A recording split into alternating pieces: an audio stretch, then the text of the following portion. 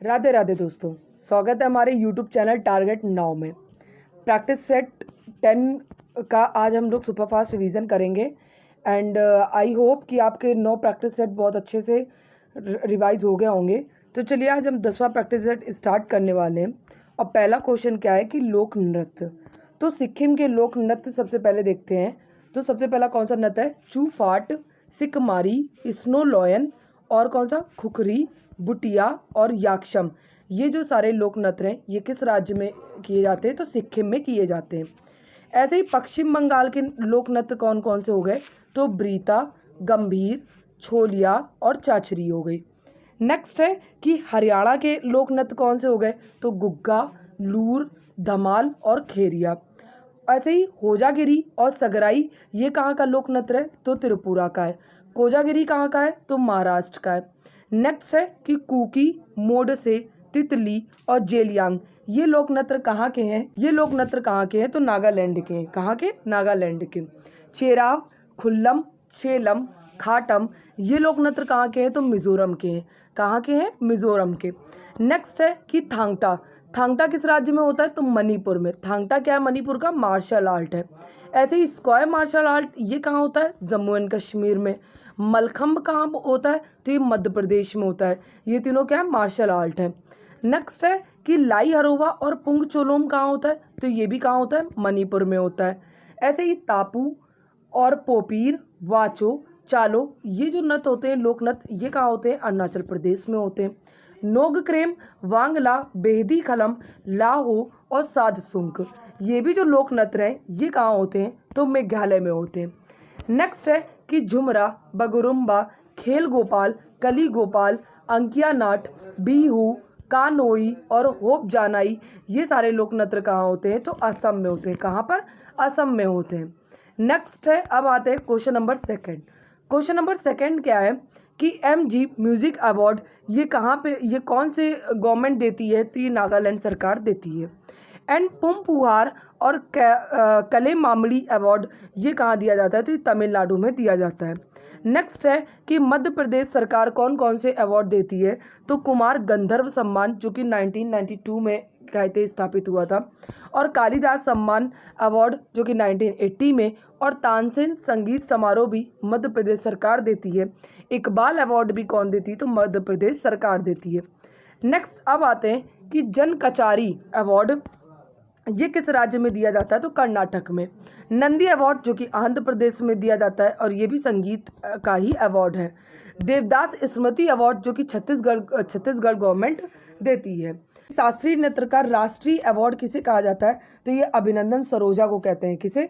अभिनंदन सरोजा अवार्ड को कहते हैं, जो भरतनाट्यम से संबंधित थी। और इनको पद्म भूषण कब मिला था? तो 2013 में मिला था। कब मिला था? 2013 में। नेक्स्ट है question number third. Question number third क्या है कि सिक्किम में कौन सा मठ है? तो सिक्किम में कौन कौन से मठ हैं? एक है फोडोंग मठ, लिंगडम मठ और रूमटेक मठ। ये कहाँ पे है? तो सिक्किम में।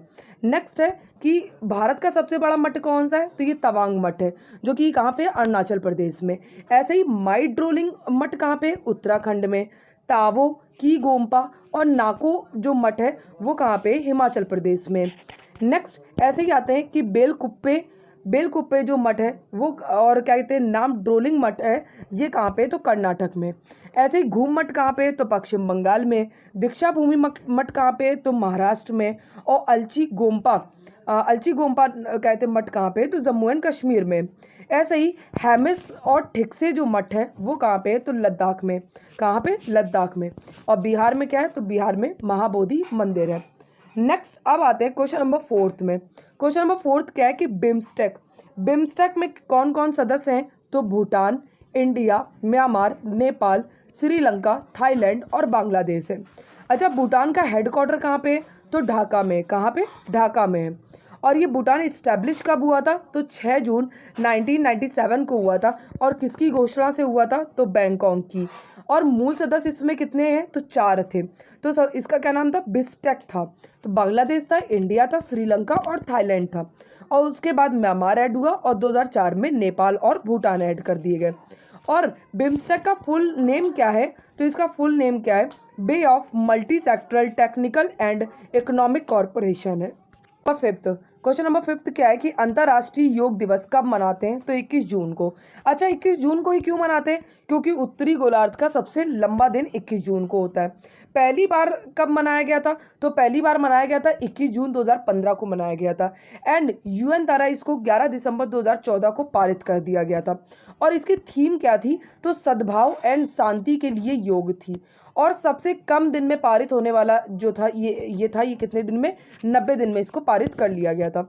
नेक्स्ट है कि 2025 में योग की थीम क्या थी? तो एक पृथ्वी एक स्वास्थ्य के लिए योग। और योग नगरी किसे कहते हैं? तो ऋषिकेश को कहते हैं। किसे कहते हैं? ऋषिकेश को कहते हैं। नेक्स्ट है कि 22 जून को कौन सा दिवस मनाते हैं? तो इंटरनेशनल वर्षा वन दिवस मनाते हैं। 23 जून को इंटरनेशनल ओलंपिक कमेटी डे मनाते हैं, मतलब ओलंपिक डे मनाते हैं। और ये 23 जून 1894 को क्या कहते हैं गठित हुआ था। और 1896 को हमारा ओलंपिक खेला गया था, पहला ओलंपिक खेला गया था। और ये कहाँ खेला गया था? तो ग्रीस एथेंस में खेला गया था। नेक्स्ट अब आते हैं कि 22 फरवरी को कौन सा दिवस मनाते हैं? तो विश्व चिंतन दिवस मनाते हैं। 22 मार्च को हम लोग जल दिवस मनाते हैं, विश्व जल दिवस। 22 अप्रैल को हम लोग पृथ्वी दिवस मनाते हैं। 22 मई को हम लोग जैव विविधता दिवस मनाते हैं। 22 जून को हम लोग वर्षा वन दिवस मनाते हैं। और 22 जुलाई को हम लोग मस्तिष्क दिवस मनाते हैं। नेक्स्ट अब आते हैं क्वेश्चन नंबर 6 कि फुटबॉल में goal line and penalty spot की बीच की दूरी कितनी होती है? तो 12 गज होती है। कितनी होती है? 12 गज होती है। और अगर दो गोल पोस्ट की बीच की दूरी कहा जाए तो ये 7.32 मीटर होती है। और गोल पोस्ट की ऊंचाई कितनी होती है? तो 8 फीट होती है। मैदान की लंबाई कितनी होती है? तो 90 इससे लेके 120 मीटर तक होती है। चौड़ाई कितनी होती है? तो 45 से लेके 91 मीटर होती है। फुटबॉल का जो ड्यूरेशन होता है वो कितना होता है? 90 मिनट का। 45 मिनट, फिर 15 मिनट ब्रेक एंड 45 मिनट। और अगर इसको एक्सटेंड करना हो तो 30 मिनट प्लस कर सकते हैं। नेक्स्ट कि जैसे फुटबॉल, तो फीफा की स्थापना कब हुई थी? 1904 में हुई थी। इसका हेडक्वार्टर कहाँ है? ज्यूरिख में। ज्यूरिख कहाँ पड़ता है? स्विट्जरलैंड में। भारत में क्या है? अखिल भारतीय फुटबॉल महासंघ। कब स्थापना हुई थी? तो 1937 में हुई थी। एंड भारत फीफा में कब शामिल हुआ था? तो 1948 में हुआ था। कब हुआ था? 1948 में। नेक्स्ट है क्वेश्चन नंबर 7। क्वेश्चन नंबर 7 क्या है कि अनडिस्ट्रीब्यूटेड ट्रुथ ये किसने लिखी है? तो ये माइक टाइसन ने लिखी है। किसने? माइक टाइसन ने लिखी है। स्टैंडिंग माई ग्राउंड किसने लिखी है? किसने लिखी? मैथ्यू हैंडेन ने लिखी है। मैथ्यू हैंडेन ने लिखी है। द सोल ऑफ बटरफ्लाई ये मोहम्मद अली ने लिखी है। केविन पीटरसन किसने लिखी? केविन पीटरसन ने कौन सी पुस्तक लिखी है? तो क्रॉसिंग द बाउंड्री लिखी है। सिक्स मशीन हर किसी को पता है, क्रिस गेल ने लिखी है। Both feet on the ground ये डेविड बेकहम ने लिखी है। नो स्पिन किसने लिखी है? तो शेन वॉर्न ने लिखी है। एंड ट्रू कलर्स किसने लिखी? तो एडम गिलक्रिस्ट ने लिखी है। एट द क्लोज ऑफ पे ये किसने लिखी? तो रिकी पॉन्टिंग ने लिखी है। मोमेंट्स किसने लिखी है? तो रोनाल्डो ने लिखी है। किसने लिखी है? रोनाल्डो ने, जिसको CR7 कहते हैं। एंड्रयू साइमंड्स ने कौन सी पुस्तक लिखी है? तो इन्होंने लिखी है रॉय ऑन द राइज लिखी है। और अगर टाइगर वुड्स ने कहा जाए तो कौन सी पुस्तक लिखी है? तो इन्होंने लिखी है how I play golf. Next है क्वेश्चन नंबर 8 कि पीएम की नियुक्ति कौन करता है? तो पीएम की नियुक्ति कौन करता है? तो ये राष्ट्रपति करते हैं। और ये कौन से आर्टिकल से? तो आर्टिकल 75 से। आर्टिकल 75A में क्या है? तो मंत्री परिषद है। 76 में क्या है? तो महान्यायवादी है, जो कि मुख्य वकील होता है इंडियन गवर्नमेंट का। ऐसे ही आर्टिकल 78 में क्या है? तो पीएम का कर्तव्य है। क्या है? पीएम का कर्तव्य है। आर्टिकल 77 में क्या है? तो राष्ट्रपति के नाम से कार्य राष्ट्रपति के जो नाम पे कार्य होंगे वो आर्टिकल 77 में। और मंत्री परिषद सामूहिक रूप से उत्तरदायी होती है। ये लोकसभा की उत्तरदायी होती है। और ये आर्टिकल 75 के C में लिखा हुआ है। और संघ के मंत्री राष्ट्रपति के प्रसाद पर्यंत होते हैं। ये आर्टिकल 75 के B में लिखा हुआ है। आर्टिकल 75 के B में लिखा हुआ है। क्वेश्चन नंबर 9 क्या है कि भारत के प्रधानमंत्री को राष्ट्रपति नियुक्त करता है। राष्ट्रपति नियुक्त करता है, जो अभी क्वेश्चन बताया। फिर क्वेश्चन नंबर 10 क्या था? क्वेश्चन नंबर 10 जो अभी बताया था वही था, तो इसीलिए मैंने उसको लिखा नहीं है। क्वेश्चन नंबर 11 क्या है कि पीएम बनते समय राज्यसभा सदस्य कौन थी, राज्यसभा सदस्य कौन थी? तो ऑप्शन में क्या थी? इंदिरा गांधी। तो इंदिरा गांधी थी। और अभी तक 4 ऐसे पीएम बने जो राज्यसभा सदस्य रह चुके हैं। अगर युवा तुर्क किसे कहते हैं? तो चंद्रशेखर को कहते हैं। पीवी नरसिम्हा राव जो कि किसी भी सदन के सदस्य ये नहीं थे। चौधरी चरण सिंह ऐसे थे कि ये कभी आज तक ये किसी भी मतलब आज तक ये सदन ही नहीं गए थे। और पीएम का शहर किसे कहते हैं? मतलब जहाँ सबसे ज़्यादा पीएम निकले हैं तो ये प्रयागराज है, जहाँ पे 7 अभी तक पीएम निकल चुके हैं। सबसे युवा पीएम कौन है? तो हमारे राजीव गांधी हैं। सबसे बुजुर्ग पीएम कौन है? तो मोरारजी देसाई हैं। पहले कार्यवाहक पीएम कौन थे? तो गुलजारी लाल नंदा थे। और यूएसए जाने वाले पहले पीएम कौन थे? तो 1949 में ये पंडित नेहरू गए थे। और 9वें कौन थे? तो पीएम मोदी जी थे, पीएम मोदी जी। नेक्स्ट है क्वेश्चन नंबर 12। क्वेश्चन नंबर 12 क्या है कि कांग्रेस को छुट्टियों का मनोरंजन किसने कहा था? तो लोकमान्य तिलक जी ने कहा था। और एक भीख मांगने वाली संस्था ये किसने कहा था? तो अरविंद घोष ने। इनकी एक पुस्तक बताई, बहुत चर्चित पुस्तक है। नेक्स्ट है कि शिक्षितों का एक वार्षिक राष्ट्रीय मेला किसने कहा था? तो लाला लाजपत राय जी ने कहा था। विपिन चंद्र पाल ने क्या कहा था कि कांग्रेस बुलबुले के साथ खेल रहा है। और अल्पसंख्यक वर्ग का प्रतिनिधित्व ये किसने कहा था? तो ये डफरिन ने कहा था। और कांग्रेस के लोग पदों के भूखे हैं ये किसने कहा था? तो ये बंकिम चंद्र चटर्जी ने कहा था। किसने? बंकिम चंद्र चटर्जी ने। नेक्स्ट क्वेश्चन नंबर 13 कि महाराष्ट्र में गणपति पर्व का गणेश किसने किया था? तो ये किसने किया था? ये बाल गंगाधर तिलक जी ने किया था 1893 या 1894 में। 1893 वैसे आंसर सही होगा। छत्रपति शिवाजी उत्सव ये 1895 में स्टार्ट हुआ। जो बाल गंगाधर तिलक है उनको लोकमान्य कहा गया और इन्हें भारत का बेताब बादशाह कहते थे, भारतीय अशांति का जनक भी कहते थे। और इन्होंने समाचार पत्र निकाले थे। एक निकाला था मराठा जो कि अंग्रेजी भाषा में था, 1881 में निकाला। दूसरा निकाला था केसरी जो कि मराठी भाषा में था, 1881 को निकाला। और इनकी बुक्स थी Arctic home of Vedas and Gita रेस जो इन्होंने मॉडले जेल में लिखी थी। और इन्होंने एक रूल चलाया था। वो कौन सा रूल था? होम रूल था, जो कि होम रूल बाल गंगाधर तिलक ने भी चलाया था। एंड उन्होंने भी चलाया था कि इन्होंने एनी बेसेंट ने चलाया था। एनी बेसेंट ने बाद में चलाया था और इन्होंने पहले चलाया था। और इन्होंने बेलगांव कर्नाटक में चलाया था, अप्रैल 1916 में चलाया था। नेक्स्ट है कि इनकी मृत्यु भी इंपॉर्टेंट है कि इनकी मृत्यु कब हुई थी? तो 1 अगस्त 1920 को हुई थी। और डेक्कन एजुकेशन याद रखिएगा कि डेक्कन एजुकेशन सोसाइटी 1884 को जो स्थापना भई थी और ये कहाँ पे हुई थी? तो ये पुणे में स्थापना हुई थी। और क्या कहते हैं जो इसके संस्थापक थे वो कौन? गणेश अंगरकर थे। और बाल गंगाधर तिलक भी उसमें शामिल थे। नेक्स्ट है क्वेश्चन नंबर 14। क्वेश्चन नंबर 14 क्या है कि 1936 में ऑल इंडिया किसान कांग्रेस का प्रथम अधिवेशन कहाँ हुआ था? तो ये हमारे लखनऊ में हुआ था। कहाँ पे? लखनऊ में। मैं आंसर लिखना भूल गई हूँ, तो ये लखनऊ में हुआ था। और अध्यक्ष कौन थे? तो स्वामी सहजानंद सरस्वती थे। और सचिव कौन थे? तो एनजी रंगा थे। कौन थे? एनजी रंगा।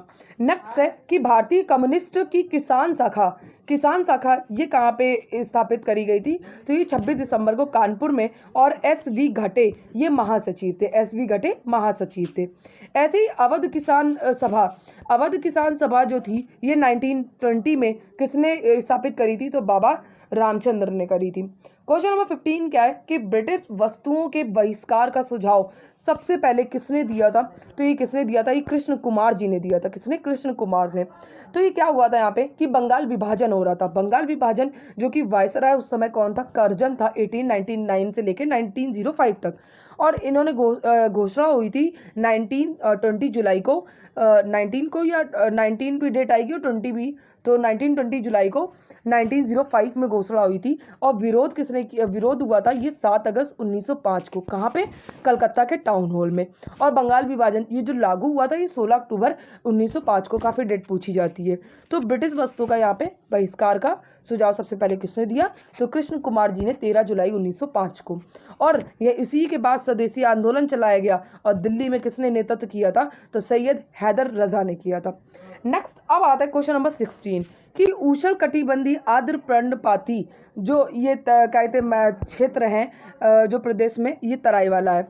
और उष्ण कटिबंधीय शुष्क पर्णपाती गंगा के मैदान है। अल्पाइन जो कि अरुणाचल प्रदेश में पाए जाते हैं। और उष्ण कटिबंधीय सदाबहार ये सह्याद्री हैं। और उष्ण कटिबंधीय वन ये साइलेंट वैली में पाए जाते हैं। शंकु वन जो कि हिमाचल प्रदेश में, और कच्छ की वनस्पति जो कि पश्चिम बंगाल में। क्वेश्चन नंबर 17 क्या है कि मैग्रो स्थल और राज्य। तो कोरिंगा जो मैग्रो स्थल है ये एक तो भारत का दूसरा सबसे बड़ा मैंग्रो स्थल है और ये आंध्र प्रदेश में पाया जाता है। वेबनाड जो कि केरल में, पुलिकट जो कि तमिलनाडु में, और विक्रोली जो कि महाराष्ट्र में पाया जाता है। नेक्स्ट है कि सबसे बड़ा मैंग्रोव वन कहाँ पे है, तो सुंदरवन मैंग्रोव वन है जो कि पश्चिम बंगाल में गंगा और ब्रह्मपुत्र नदी में है। नेक्स्ट है कि मैंग्रोव वन में कहते हैं राइजोफोरा प्रजाति पाई जाती है।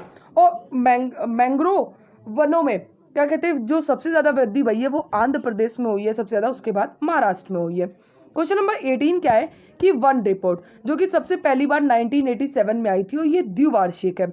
और जो 18वीं आई थी उसमें वनावरण जो था भारत का वो 21.76% था। कितना था? 21.76%। और वृक्षावरण कितना था? तो 3.41%। तो टोटल क्षेत्र कितना हो गया? 25.17% था। पूरे क्षेत्र में मदर इंडिया के 8,27,367 367 किलोमीटर स्क्वायर था। 2021 में जो वृद्धि हुई थी वो कितनी हुई थी? तो 1445 किलोमीटर स्क्वायर हुई थी। और वन एवं वृक्ष आवरण में जो वृद्धि सबसे ज़्यादा राज्य में हुई थी तो वो छत्तीसगढ़ में हुई थी, 684 किलोमीटर स्क्वायर हुई थी। वन आवरण जो कि सबसे ज़्यादा हुआ था वो मिजोरम में हुआ था। अगर क्षेत्रफल में वन और वृक्ष कहा जाए तो ये मध्य प्रदेश में सबसे ज़्यादा हुई थी।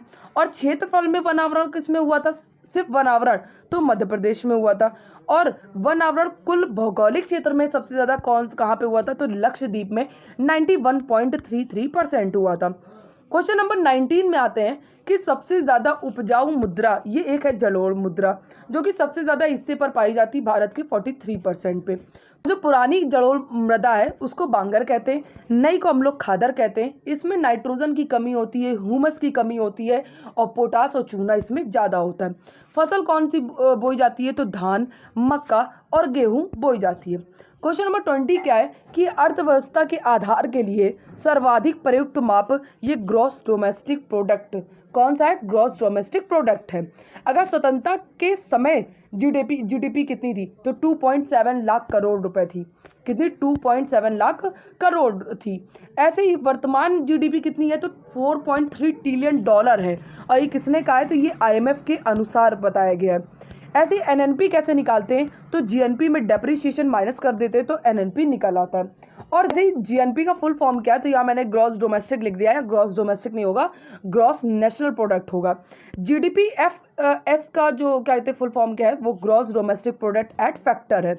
GDFCF का क्या है? तो gross domestic fixed capital formation है।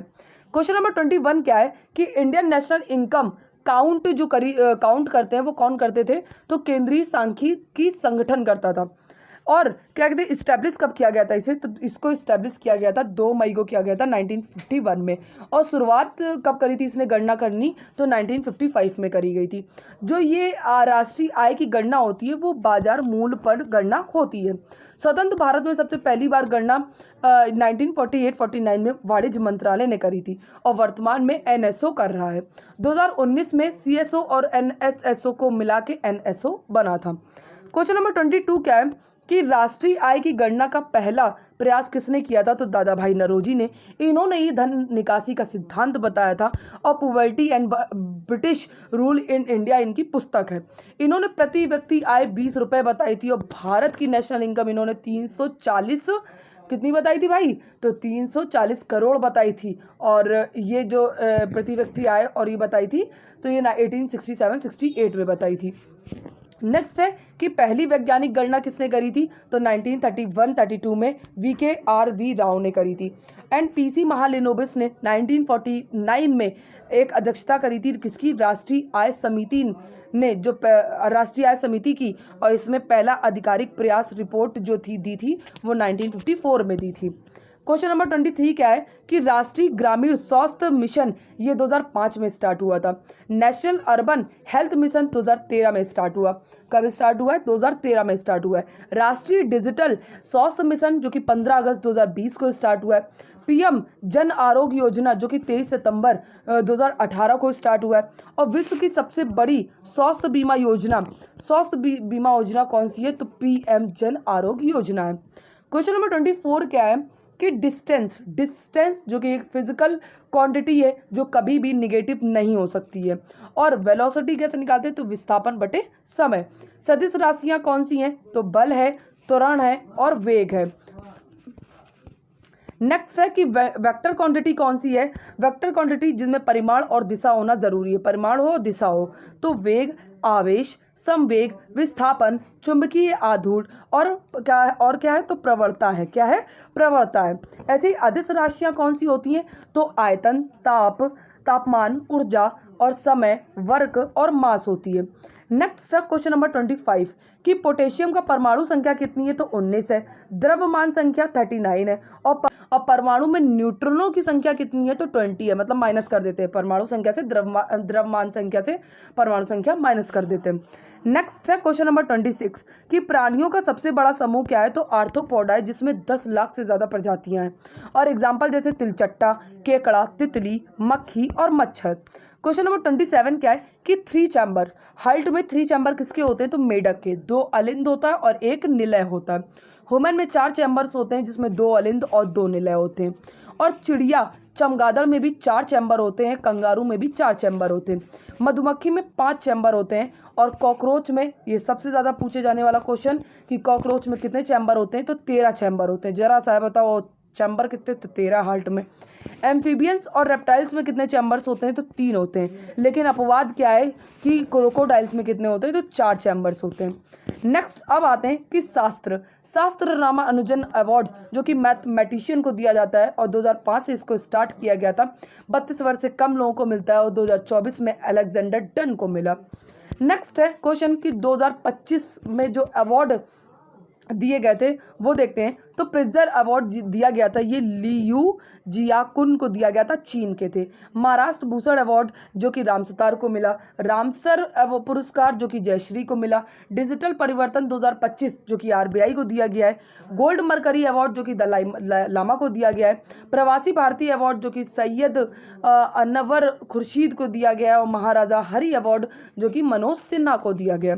क्वेश्चन नंबर 29 क्या है कि विश्व स्वास्थ्य संगठन द्वारा इंडिया को ट्रैकोमा के उन्मूलन के लिए सम्मानित किया जाएगा। किसके लिए? ट्रैकोमा के लिए। और ट्रैकोमा जो कि एक आँख की बीमारी है। मलेरिया कब खत्म करने का इन लोगों ने लक्ष्य लगाया है भाई इंडिया गवर्नमेंट ने? तो 2030 तक का। टीबी 2025 तक का और HIV 2030 तक का था। और जो काला आजार था वो 2023 में खत्म करने का सोचा था, लेकिन खत्म नहीं हुआ अभी। नेक्स्ट है क्वेश्चन नंबर 30 कि भारत का दूसरा तितली विविधता केंद्र बन गया तो कौन सा? काजीरंगा नेशनल पार्क बन गया है। काजीरंगा नेशनल पार्क जो कि असम में है और एक सींग वाला गेंडे के लिए फेमस है। यूनेस्को में 1985 में शामिल हुआ और स्थापित ये कब हुआ था? तो 1974 में हुआ था।